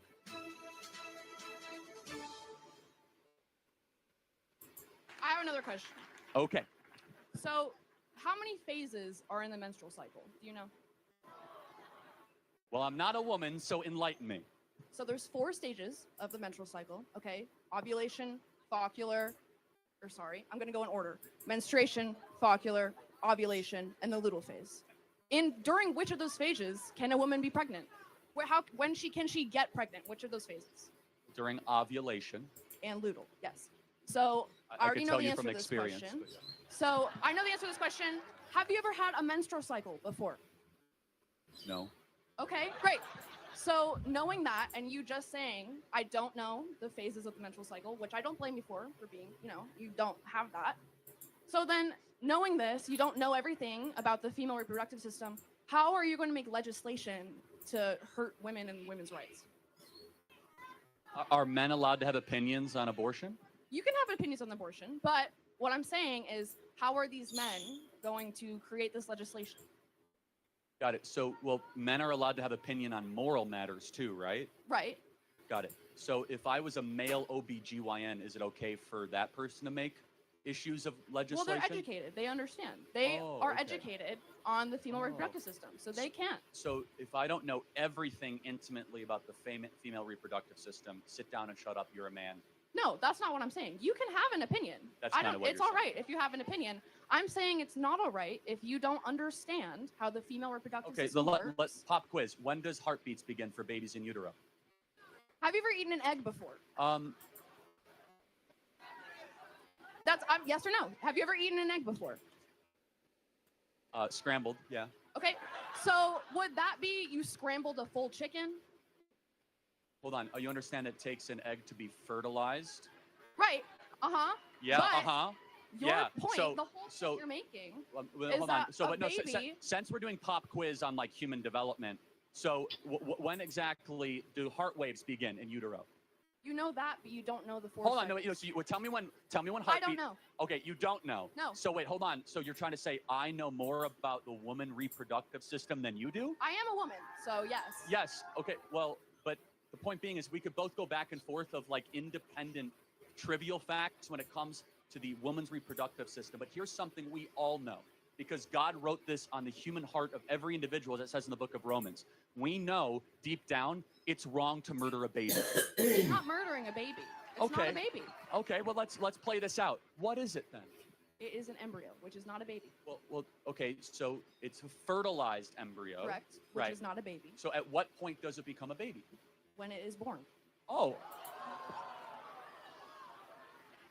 I don't agree with abortions up to full-term abortions. well, hold on. But you said it becomes a baby when it's born. Then Yes. why would you have abortion limits before it's born? I thought it's just an embryo. So embryo rights? No, the embryo rights aren't a But thing. then because it's not where a would you person. draw a line for abortion then, and why, and under what moral standard? There are medical reasons not No, to have no, an no, abortion no. for That's full not the term. question. That's not Yes, the it is. question. You just asked me why would I not have an abortion full term for medical reasons. Okay, so at 29 weeks, the baby is nearly fully developed, can recognize the mother's voice, has a heartbeat, has brain waves. Is it okay to abort that baby? I don't like. It's not okay, but you're gonna say it's okay to have an abortion then. Like, I don't understand what you're trying to say. I'm It's not okay to have an abortion ever. How Correct. about like 3 Yes. weeks in? Correct. No abortion. Correct. Why? Well, because your life started at conception. It did not, though. It Well- did not. Well, hold on. So let's play this out. So who are you as an individual? From your skin color to your eye color to your likes, your dislikes, from your temperament to your everything. I am not an embryo. I'm a person. Hold on a second. But it started with something called deoxyribonucleic acid. And your own individual DNA started at the point of egg and sperm meeting. That's where your journey started. And so from that point in particular, life begins. Not at birth, not at first words, not at first steps, but when your DNA, which is who you actually are. You are your DNA. Every one of your DNA cells is coded XX or XY. It's coded with all of your unique characteristics and attributes that we believe God individually curated for the rest of your life. That doesn't happen at 8 weeks or 10 weeks. It happens at conception. What happens if you need a medical abortion? If the mother Okay. will die if she does not get an abortion? So What's your stance on the that? only place where medical abortion is necessary is before 20 weeks, which is incredibly What if she rare. will die? What if the mother Hold will on a second. die? So let's take for example, like this is a very important question. Let's say it's 27 weeks, okay? And the mother will die. Why shouldn't, you could agree, why don't we just have the baby delivered by cesarean section? You know what a cesarean section is, right? Yes. What is a cesarean A section? C-section? Yeah, why wouldn't we just put the baby out by C-section instead of terminating it? Because if the Don't mother get will pregnant. die, No, no, it's not but safe to do that. You remove the baby. I understand. Threat removed. I know what a C-section. Let your patriotic values guide how you invest your money and save for your future. With Monorail's Patriot Portfolio, your investment dollars get out of globalist. Not all right if you don't understand how the female reproductive Okay, so system let's works. pop quiz. When does heartbeats begin for babies in utero? Have you ever eaten an egg before? That's yes or no. Have you ever eaten an egg before? Scrambled, yeah. Okay, so would that be you scrambled a full chicken? Hold on. You understand that it takes an egg to be fertilized? Right. Uh-huh. Yeah. But Your Yeah. point, So, the whole so point you're making, well, is hold on. that So, a but no. baby- Since we're doing pop quiz on like human development, so when exactly do heart waves begin in utero? You know that, but you don't know the four. Hold on, no, so tell me when heartbeat. I don't know. Okay, you don't know. No. So wait, hold on. So you're trying to say I know more about the woman reproductive system than you do? I am a woman, so yes. Yes. Okay. Well, but the point being is we could both go back and forth of like independent trivial facts when it comes to the woman's reproductive system. But here's something we all know, because God wrote this on the human heart of every individual, as it says in the book of Romans. We know deep down it's wrong to murder a baby. You're not murdering a baby. It's not a baby. Okay, well let's play this out. What is it then? It is an embryo, which is not a baby. Well, okay, so it's a fertilized embryo. Correct, which right? is not a baby. So at what point does it become a baby? When it is born. Oh. I don't agree with abortions up to full-term abortions. Well, hold on, but you said it becomes a baby when it's born. Yes. Then why would you have abortion limits before it's born? I thought it's just an embryo. So embryo rights? No, the embryo rights aren't a But thing. then because it's not where a would you person. draw a line for abortion then, and why, and under what moral standard? There are medical reasons not No, to have an no, abortion. no, for that's full not the term. question. That's not Yes, the it is. question. You just asked me why would I not have an abortion full term for medical reasons. Okay, so at 29 weeks, the baby is nearly fully developed, can recognize the mother's voice, has a heartbeat, has brain waves. Is it okay to abort that baby? I don't like. It's not okay, but you're gonna say it's okay to have an abortion then. Like, I don't understand what you're trying to say. I'm It's a- not okay to have an abortion ever. How Correct. about like 3 Yes. weeks in? Correct. No abortion. Correct. Why? Well, because your life started at conception. It did not, though. It Well- did not. Well, hold on. So let's play this out. So who are you as an individual? From your skin color to your eye color to your likes, your dislikes, from your temperament to your everything. I am not an embryo. I'm a person. Hold on a second. But it started with something called deoxyribonucleic acid. And your own individual DNA started at the point of egg and sperm meeting. That's where your journey started. And so from that point in particular, life begins. Not at birth, not at first words, not at first steps, but when your DNA, which is who you actually are. You are your DNA. Every one of your DNA cells is coded XX or XY. It's coded with all of your unique characteristics and attributes that we believe God individually curated for the rest of your life. That doesn't happen at 8 weeks or 10 weeks. It happens at conception. What happens if you need a medical abortion? If the mother Okay. will die if she does not get an abortion? So What's your stance on the that? only place where medical abortion is necessary is before 20 weeks, which is What incredibly if she rare. will die? What if the mother Hold will on a second. die? So let's take for example, like this is a very important question. Let's say it's 27 weeks, okay? And the mother will die. Why shouldn't, you could agree, why don't we just have the baby delivered by cesarean section? You know what a cesarean section is, right? Yes. What is a cesarean A section? C-section? Yeah, why wouldn't we just put the baby out by C-section instead of terminating it? Because if the mother will die, No, it's not safe but to you, do that. You remove the baby. I understand. Threat removed. I know what a C-section But is. it's actually safer than an abortion. So every time they say this is for you guys, they say, oh, you need to have abortion for medical reasons. Respond, then have a C-section. What if you're not able to have a C-section? What if you are on your deathbed? You need to have an abortion right now. Well, again, but And it's illegal. You guess what? can't, so Yeah, you actually, have to die. First and foremost, C-section is safer, C-section is quicker, and a C-section saves both lives. A C-section The takes, baby is already dead, you just said. no, but even, no. Hold on a second. You're saying if the baby's already dead, then it isn't even an abortion, right? Then you're talking about a removal of a carcass, which is a completely different medical So operation. you're saying that's okay if you're Well, having. If you're hold on. If you're removing a carcass of a baby, that is not an abortion by definition. It's the same process. No, it's completely different. During an abortion, they actually inject the spinal fluid with cyanide poisoning as the baby squirms and tries to find its mother, and it is gasping for air of life. Have you ever watched an abortion? It is Have one of you? the. Yeah, actually, I have. And I encourage every human being to watch one to know what you are fighting against. Because when you see abortion, you will have your life will be changed. That we allow the massacre of 1.5 million babies a year under the guise of woman reproductive health. We are allowing babies every single year to just say, we're going to discard them. Why? Oh, they're smaller. They're not humans. You're using dehumanizing language saying, oh, it's an embryo. No, that's a baby made in the image of God, deserving of protection. What do you do with those children once they're born into a bad household? So now we've transitioned to what do you do with the kids? Right. Glad we're past the other part of the argument. Okay. What do you do with them? There's twice as many people on the adoption waiting list than there are abortions every single year. And they're still on the list. So you want to send a child into an orphanage? Well, Is that what you want for a child? Is that a good life for a child? No, I'm not advocating that. In fact, I'm advocating to make it easier to be able to adopt, number one. Number two, there's no such thing as an unwanted child. Number three, it is never right to justify the mass elimination or termination of people under the guise of saying they're unwanted. That's how we get Auschwitz. That's how we get the greatest horrors of the 20th century. Those people are unwanted. So you're comparing abortion to the Holocaust? Absolutely, I am. In fact, it's worse. It's worse. It's really not. I don't It's think it is. 45 million babies. It's nearly 8 times worse than the Holocaust. What's the moral difference between a small baby in the womb and a grown Jew who was killed at Auschwitz? What's the moral difference? One is older. Is a person. What species is the baby in the womb? It's a human, but therefore they should have human rights. No.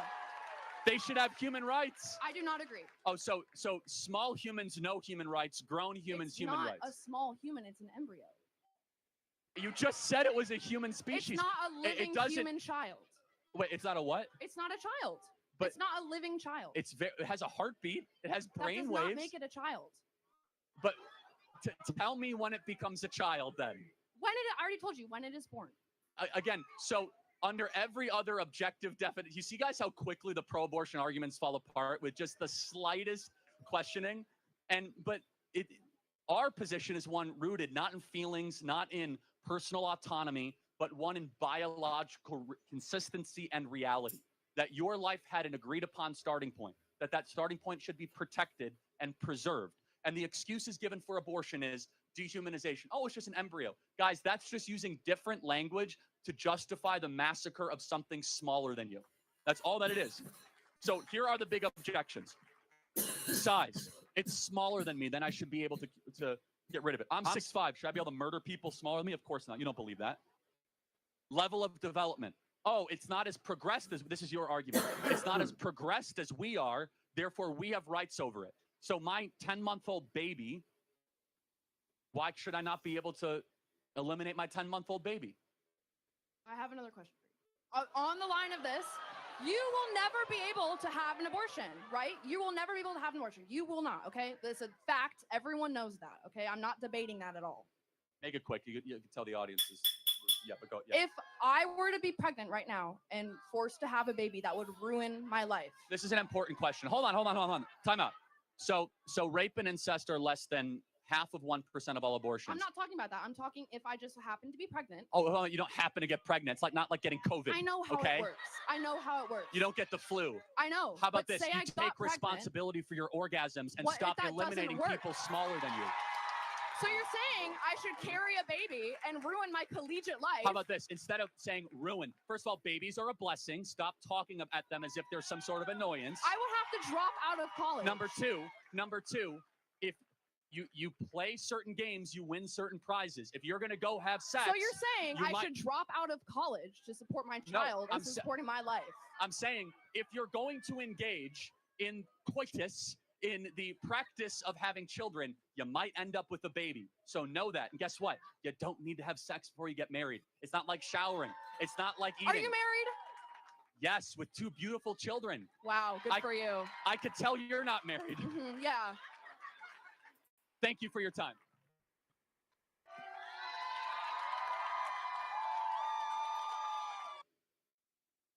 How to escape the heat if you don't have an air conditioner. It's smaller than a lunchbox, cools any room within 3 minutes, and uses 98.7% less energy than your AC. America's small businesses rely on TikTok to succeed, helping them attract more customers and drive more growth. 74% of businesses on TikTok say it's helped them scale, like Coco Asante, who upgraded to a larger facility and brought on more staff, letting their handcrafted chocolates reach more customers. You can learn more at TikTokeconomicimpact.com.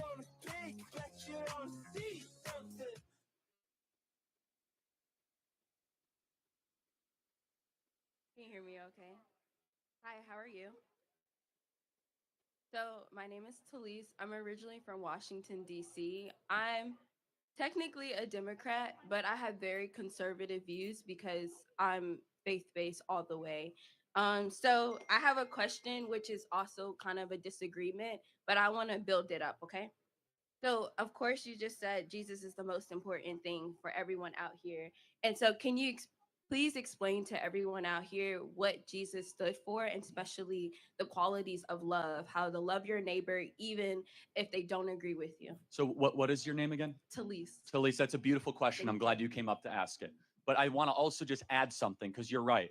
Jesus fully embodied two things simultaneously that showed his divine and his godly nature, because not that Jesus said good things. Jesus is Lord, Christ is King, and Jesus is God, on top of just being a guy with a lot of good ideas. Yeah. So John 8, if I'm drawing from memory correctly, best embodies both Christ's mercy and love, but also his commitment to truth. And sometimes in the modern gospel, we overemphasize the grace and we underemphasize the truth. Yeah. And so we are far too willing to say, hey, Jesus loves everybody, but we don't get to the second part of the conversation that says Jesus doesn't want you to live in sin. So this is, in John 8, it's best embodied, right? Almost every Christian in this audience will be able to tell you the first part of this, which is a bunch of Sadducees and Pharisees are standing around with rocks, and they're about to stone the prostitute woman. And Jesus comes up and says, let the first among you without sin cast the first stone. And everyone starts dropping the rocks. But what comes next shows that Christ is not just grace-focused, he's simultaneously truth-focused. He goes up to the woman who had a career in selling herself for sex and said, sin no more. Now, imagine today how much trouble you would get in if you would go up to somebody and say, stop sinning. Oh, you're being too judgmental. No, you're actually being Christ-like. So Jesus stood. He was 100% grace and truth. And that tension is very hard in a modern world, because we want to overemphasize grace when in reality, Christ loves us too much to have us continue to live in sin. He wants us to try to elevate our actions to glorify God in all that we do. I agree 100%. And so to build on my question, I really want to talk about DEI. And so with our Christian, I will agree with you a lot of, I read the Bible for myself, so I knew what that scripture said. But my question is, how can Christian teachings on love, equity, and justice inform and shape discussions on diversity, equity, and inclusion in today's society? And so to also, Jesus hung out with sinners. He did not judge. He told the truth. And so I think that a lot of people in society today, when we talk about political views that are opposition, we judge them because we think, oh, because you voted for Trump, you agree on everything, when that's not the case, right? And I want you to talk about that. Very good. So, and then I'll connect it to DEI, and I'm going to make a case. I don't know if it'll be persuasive to you, why I think DEI is unbiblical, and I'm going to try to make that case. Okay. Yeah. But first, let me comment on your astute point, which is that Christ wants us to be around people that are not like us. This is why I go to college campuses, but more and more I go to college campuses, and I'm getting a lot of big crowds. So it's kind of unusual. I used to go here and get heckled and have very small crowds. But let me demonstrate this in an unusual way. Almost every person in this audience would say Christ wants us to be salt and light. Now, what are the two characteristics of salt and light? They change the environments that they come in contact with. They do not affirm. They do not conform. They change for the better. That's very important, everybody. We as Christians are called to change the environment that we come in touch with. Now, as far as DEI and why I believe it's unbiblical, now I'm going to go down to just the academic textbook definition of DEI. You might have a different idea of what DEI is. You might have a different perspective. I'm willing to hear that. But the actual textbook definition is authored by people like Kimberly Crenshaw and Derek Bell, as it came out of critical theory, is essentially this, is that instead of having a goal of race blindness, they want a goal of race obsession and race consciousness, that we should talk about race more, not less. I believe the scriptures tell us firmly in many different verses that I could quote, but one in particular, when the Apostle Paul wrote, he said, neither slave nor Greek nor Jew, but we are all one in Christ Jesus. Essentially stating that racial differences are indifferent, or mean nothing to the Almighty God. All that matters to God is not black or white or Republican or Democrat. It's saved or unsaved are the only things that matter to Christ Jesus.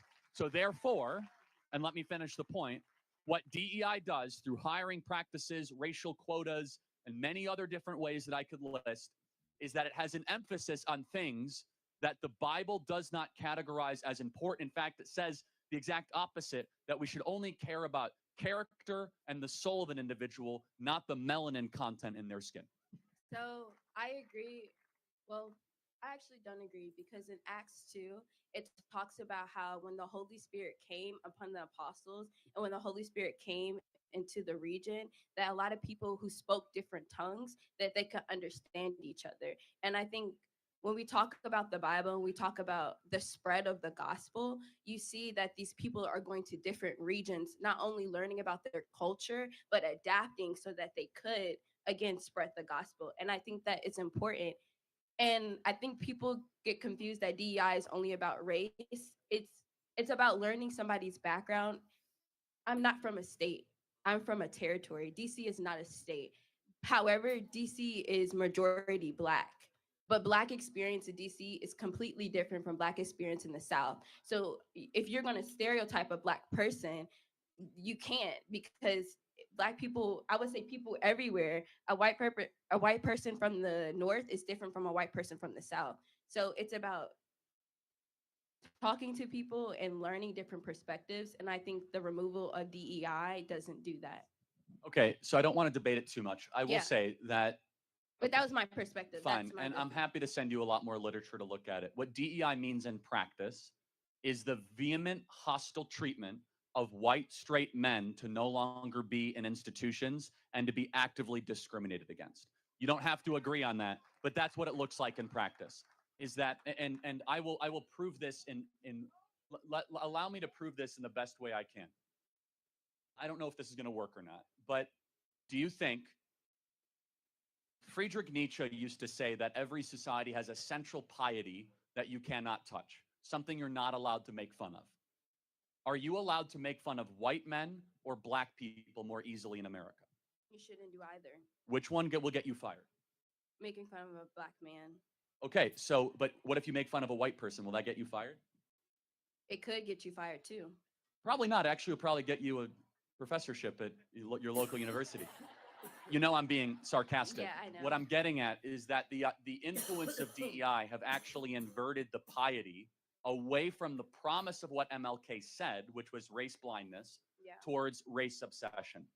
What you are talking about is very admirable, which is understanding people's backgrounds. We're just going to I'm not even disagree. I don't necessarily have time to build out what DEI has meant in practice. Mhm. And what the problem with DEI is, it's taken a lot of well-meaning people like you and then taken you along to support it, when in practice it's something completely and totally different.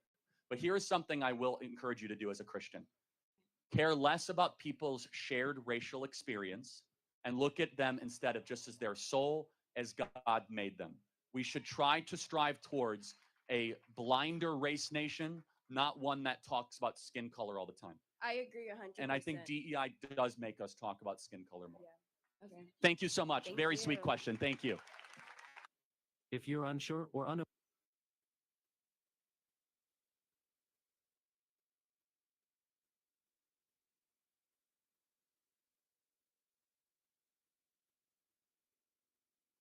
We're still rolling, so we better go. Let's go. Hit play.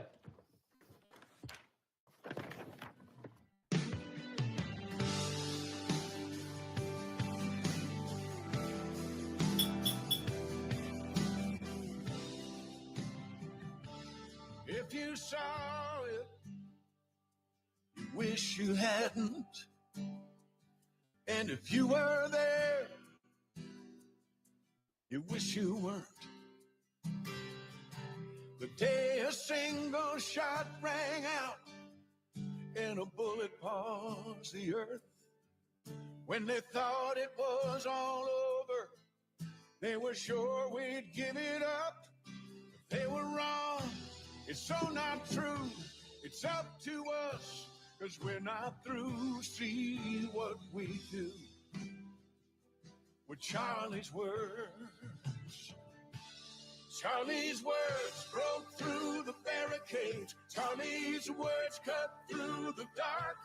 Charlie's words gave silence people a purpose and a spark. They spoke of me, they spoke of you, they spoke of them and us and we.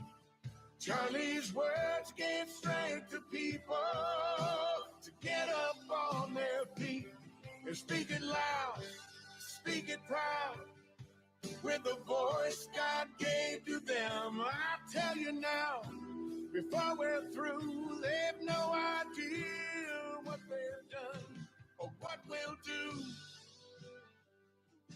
Me and you, with Charlie's words.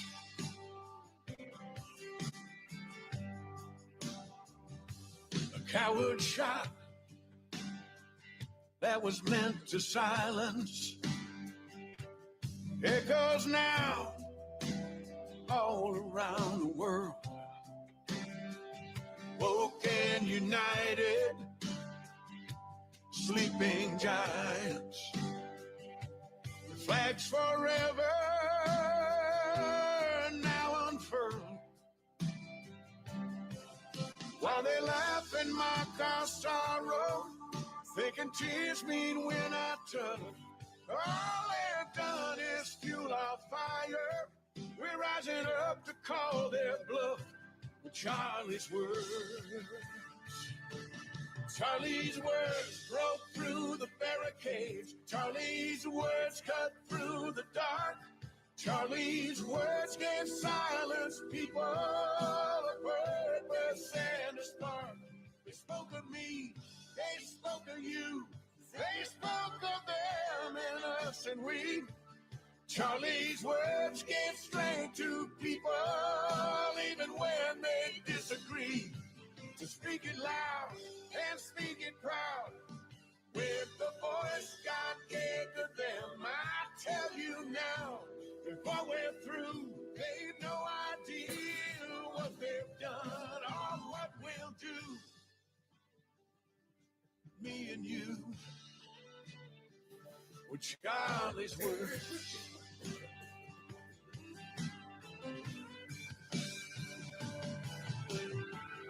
This conversation isn't over. This is a movement, not a trend. He gave his life for faith and freedom. Will you? Will we? Will I?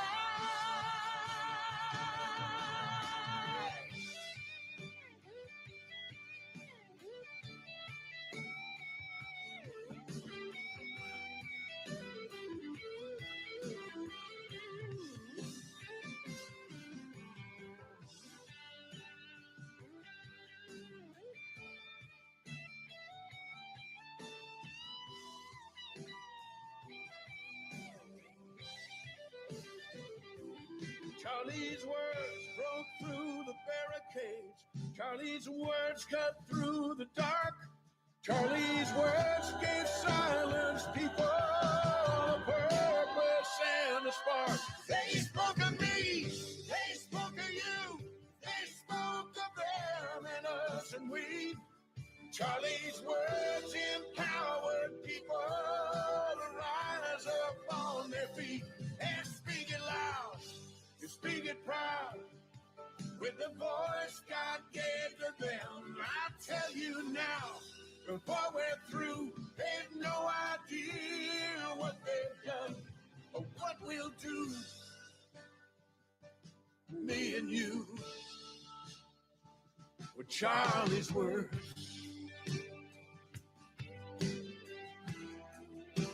Talking about me and you. And Charlie's words. How do you want to be remembered? If I die, I want to be remembered for courage for my faith.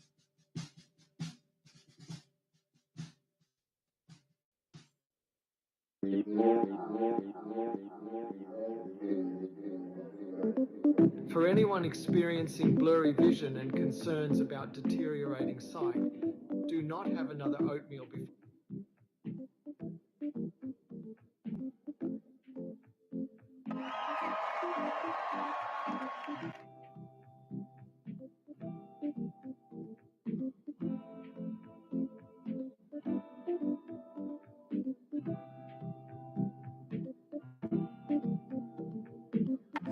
We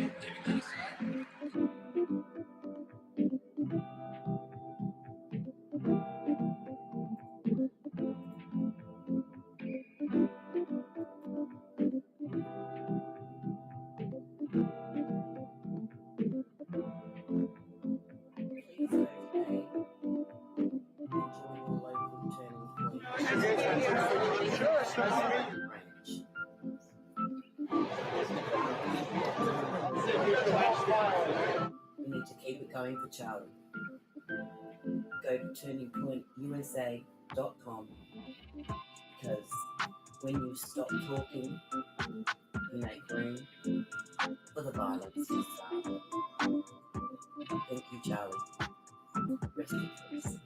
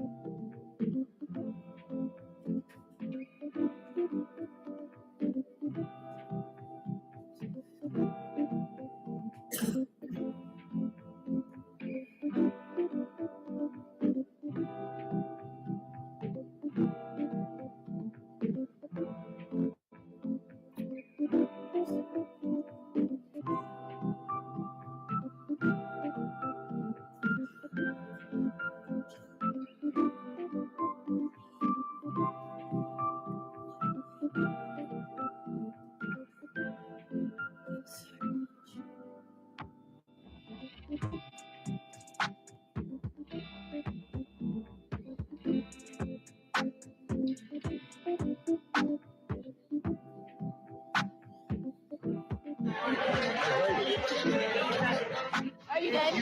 You're so nice.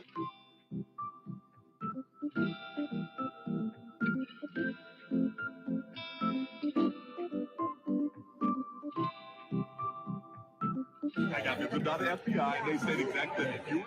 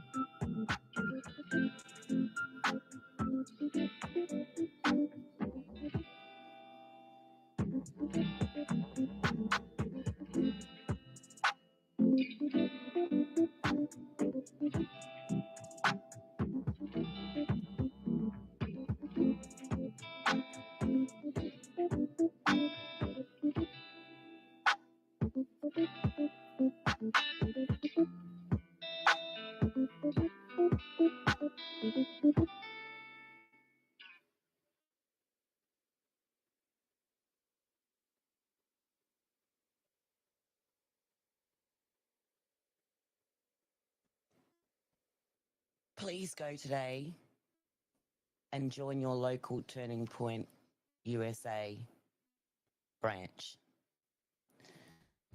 We need to support Turning Point. We need to keep it going for Charlie. Go to turningpointusa.com because when you stop talking, you make room for the violence to start. Thank you, Charlie. Rest in peace. We're rolling, so we better go. Let's go. Hit play.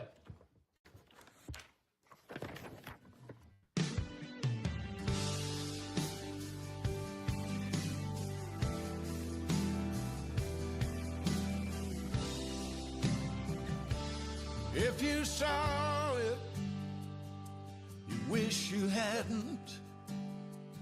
And if you were there, you wish you weren't. The day a single shot rang out and a bullet paused the earth. When they thought it was all over, they were sure we'd give it up. But they were wrong. It's so not true. It's up to us, 'cause we're not through. See what we do with Charlie's words. Charlie's words broke through the barricades. Charlie's words cut through the dark. Charlie's words gave silenced people a purpose and a spark. They spoke of me, they spoke of you, they spoke of them and us and we. Charlie's words gave people to get up on their feet and speak it loud, speak it proud, with the voice God gave to them. I tell you now, before we're through, they've no idea what they've done or what we'll do. Me and you, with Charlie's words.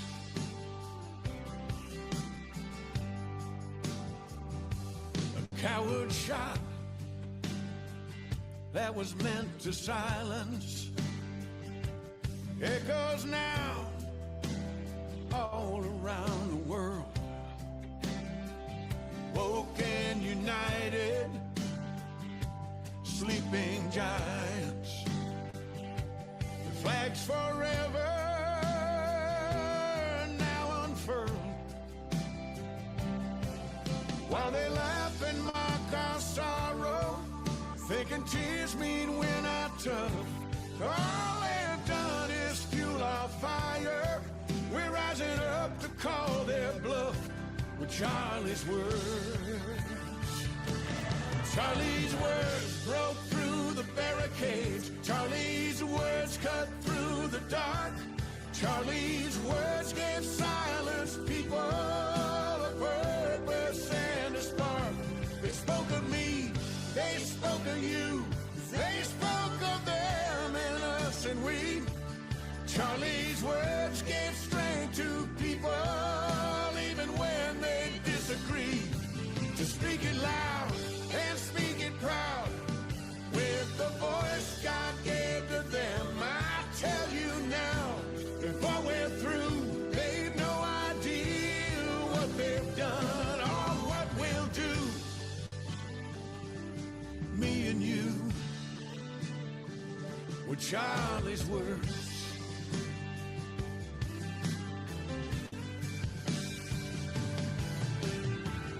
This conversation isn't over.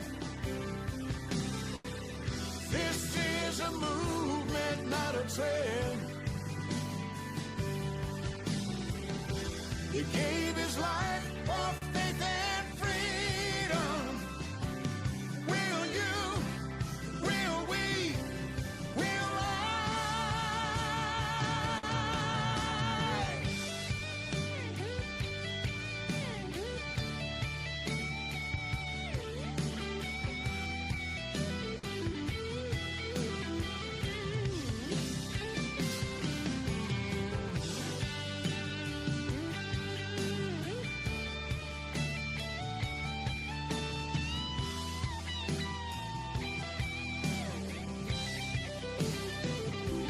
Charlie's words broke through the barricades.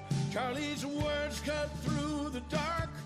Charlie's words gave silence people a purpose and a spark. They spoke of me, they spoke of you, they spoke of them and us and we.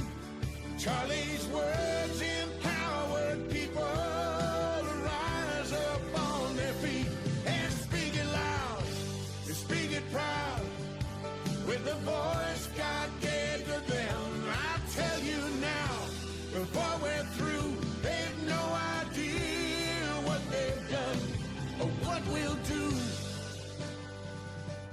Me and you, with Charlie's words.